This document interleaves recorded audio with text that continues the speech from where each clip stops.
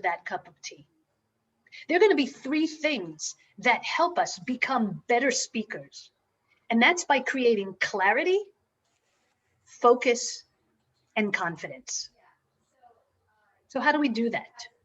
How do you become a hero presenter, amp up your speaking skills, and move to the next level? Well, we're going to look at three areas. First of all, how to create some powerful content. How to develop impactful visuals, and how to engage with an audience.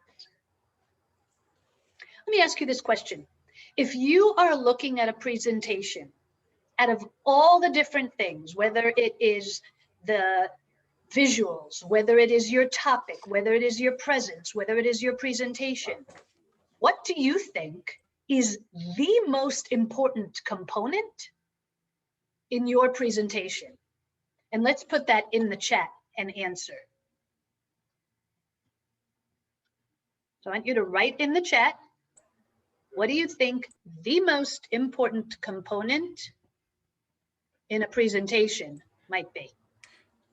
Delivery, clear purpose, engagement. What you're saying, not sounding too scripted. Execution, engagement, connecting with the audience. Connecting with the audience. Yes. Engagement, connecting with the audience, connecting with the audience, connecting with the audience. How many of you have been in a presentation where you may not know exactly what the speaker spoke about, but you know that when you walked away, you had some things you can do and you felt empowered?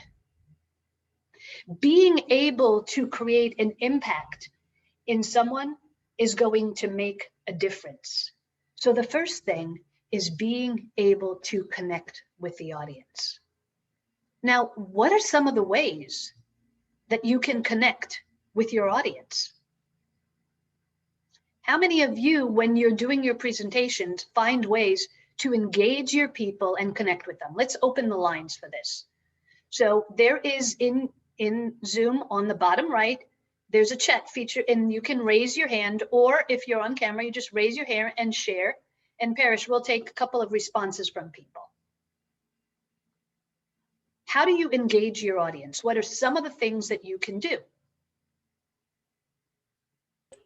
Kevin, you have your hand up. Let's open up your mic. I would say you want to be able to relate to your audience. You want to snag their attention. And as you go through, you want to maintain their attention in your content, your tone, like you're doing. You're engaging us in the audience by asking us questions. You're having polls. You're getting participation. So we're still interested. You're keeping us up with you and we're not falling behind or getting distracted. Excellent. So polling, especially when you're online, because online, you don't have the ability to feel the energy. And very often you don't even have the ability to see who you're speaking with. So yes, being able to ask questions and draw out. Kara, you have your hand up.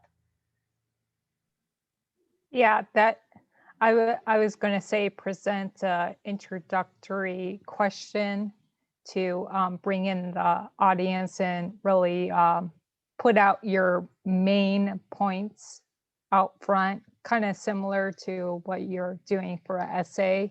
You have a clear introduction of what you're going to lay out in your presentation, so people already know what to expect and what they're going to get from the presentation. Excellent, excellent. Thank you, Kara. Parrish, you have your hand up. Yes, from the chat, we have suggestions like ask questions, as you mentioned, start with a story, and make eye contact. Absolutely, absolutely. You know, camera, where you're positioning your camera is going to be essential. And, you know, while there might be at times, and you know, those of us that have to wear glasses in order to see the computer, you know, might have a smaller disadvantage, even with the non-reflective, that we have to make sure that we're positioning things the right way and looking at the camera the right way so that you're not seeing all the lights reflecting back.